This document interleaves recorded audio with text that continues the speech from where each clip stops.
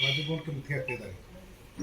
ಮೊದಲೇದು ಭಾರತ ಸರ್ಕಾರ ಉದ್ದು ಮತ್ತು ಸೋಯಾಬೀನ್ ಬೆಂಬಲ ಬೆಲೆಯಲ್ಲಿ ಖರೀದಿ ಮಾಡೋದಕ್ಕೆ ಕರ್ನಾಟಕ ಸರ್ಕಾರಕ್ಕೆ ಅನುಮತಿ ಕೊಟ್ಟಿದ್ದಾರೆ. ಕೇಂದ್ರ ಸರ್ಕಾರ ಯಾವುದೇ ರೀತಿಯಾದಂಥ ಒಂದು ಯಾವ ಪಾರ್ಟಿ ಸರ್ಕಾರ ಇದೆ ಏನು ಇತ್ಯಾದಿ ಏನು ಗಮನಕ್ಕೆ ತೆಗೆದುಕೊಂಡು ತೀರ್ಮಾನವನ್ನು ತೆಗೆದುಕೊಳ್ಳಲಿಕ್ಕೆ ಇತ್ತೀಚಿನ 2-3 ಉದಾಹರಣೆಗಳು ಕಳಿಸಿದ ಒಂದೊಂದು 2-2 ದಿವಸಗಳಲ್ಲಿ ನಾವು ಅಪ್ರೂವಲ್ ಮಾಡಿ ಖರೀದಿ ಕೇಂದ್ರಕ್ಕೆ ಅನುಮತಿ ಕೊಟ್ಟಿದ್ದೇವೆ. ನಾನು ಇವತ್ತು ಕೃಷಿ ಇಲಾಖೆಗೆ ಹೇಳಿದೆ, ನಮ್ಮ ಆಫೀಸಿಂದ ಹೇಳಿದರು ನಾವು ಇವತ್ತೊಂದು ಉದ್ಘಾಟನೆ ಮಾಡ್ತೀವಿ ಅಂತ. ನಾವು ಕಳಿಸಿ ಹೋದ ವಾರ ಬಂದಾಗ ನಾನು ನಿಮಗೆ ವಿಷಯವನ್ನು ತಿಳಿಸಿದ್ದೆ, ಈ ರೀತಿ ಅನುಮತಿಗಳು. ಇನ್ನೂ ತನಕ ಅವ್ರಿಗೆ ಅಂದರೆ ಎಷ್ಟು ಕ್ಯಾಶುವಲ್ ಇದ್ದಾರೆ ಅಂತಂದ್ರೆ, ನನಗೆ ಫೋನ್ ಮಾಡಿದ್ರು ಅಧಿಕಾರಿಗಳು, ಹೀಗೆ ಅದಕ್ಕೆ ಅನುಮತಿ ಕೊಡ್ತೀನಿ, ನಾಳೆ ದಿನ ಪ್ರಸ್ತಾವನೆ ಕಳಿಸಿ ಅಂತ. ಪ್ರಸ್ತಾವನೆನ ಕಳಿಸಿರಲಿಲ್ಲ, ಆಮೇಲೆ ಪ್ರಸ್ತಾವನೆ ಕಳಿಸಿದ್ರು. ನಾವು ಹೇಳಿದ ನಂತರ ಪ್ರಸ್ತಾವನೆ ಕಳಿಸಿದ ನಂತರ ಇದನ್ನ ಒನ್ ಡೇ ಸೂರ್ಯಕಾಂತಿ, ಇನ್ನೊಂದು ದಿವಸದಲ್ಲಿ ಹೆಸರು ಖರೀದಿಗೆ ನಾವು ಅನುಮತಿಯನ್ನು ಕೊಡಿಸಿದ್ವಿ. ಈಗ ಉದ್ದು ಸೋಯಾಬೀನ್ ಬಗ್ಗೆ ತಕ್ಷಣ ಕೊಡಿಸಿದ್ವಿ. ಅಂದರೆ ಏನೂ ತಯಾರಿನೇ ಇಲ್ಲ ಸರ್ಕಾರಕ್ಕೆ.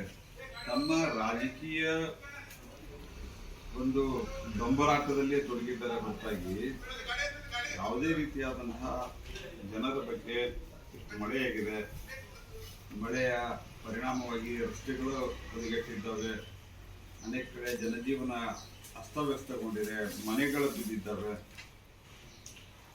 ನಿನ್ನೆ ನಮ್ಮ ಕ್ಷೇತ್ರದವರೊಬ್ಬರು ನನಗೆ ಫೋನ್ ಮಾಡಿದ್ರು, ನಾನು ಮೀಟಿಂಗ್ನಲ್ಲಿ ವಾಪಸ್ ಫೋನ್ ಮಾಡಿದರೆ ನಮ್ಮ ಮನೆ ಬಿದ್ದಿದೆ, ಏನು ಯಾರು ಬಂದು ಕೇಳೋರಿಲ್ಲ ಅಂತ. ಎಲ್ಲ ಬಿಟ್ಟಿದ್ದಾರೆ.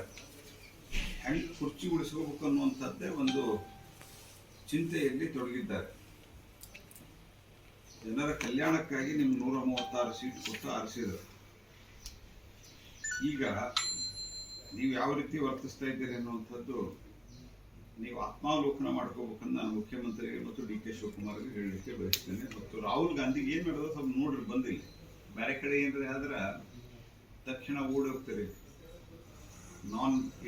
NDA ರೂಲ್ಸ್ ಇದ್ದಲ್ಲಿ ಎಲ್ಲರೇ ಏನಾದರೂ ಆದ್ರೆ ಏನದು ಎಷ್ಟು ಲೈಟ್ನಿಂಗ್ ಸ್ಪೀಡ್ನಾಗ ಹೋಗ್ತಾ ಇದ್ದಾರೆ ರಾಹುಲ್ ಗಾಂಧಿ ಅವರು. ನಿಮ್ಮ ಸ್ಥಿತಿ ಏನದ ಇಲ್ಲಿ ಅನ್ನುವಂಥದ್ದನ್ನು ನೋಡ್ಕೊಡ್ರಿ. ರಾಜಭವನ್ ಚಲೋ ಯಾಕೆ ಮಾಡ್ತೀರಿ ನೀವು? ರಾಜಭವನ್ ಚಲೋ ಚಲೋ ಮಾಡ್ತೀರಿ ನೀವು.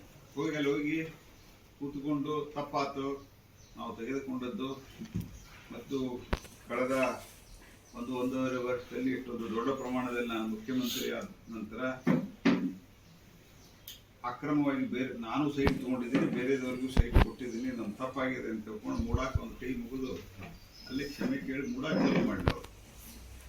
ಅವರು ಮಾಡ್ತಾ ಇರೋದು ಇವತ್ತು ಅಕ್ಷಮ್ಯ ಅಪರಾಧ. ಇದು ರಾಜ್ಯಪಾಲರು ತನಿಖೆಗೆ ಯಾಕೆ ಇಷ್ಟ ಇದೆ ನಂಗೆ ಅರ್ಥನಾಗಿಲ್ಲಪ್ಪ. ನನಗೆ ಇವತ್ತಿನ ತನಕ ಮುಖ್ಯಮಂತ್ರಿಗಳು ನಮ್ಮ ಅನೇಕ ಪ್ರಶ್ನೆಗಳಿಗೆ ಉತ್ತರನ ಕೊಟ್ಟಿಲ್ಲ.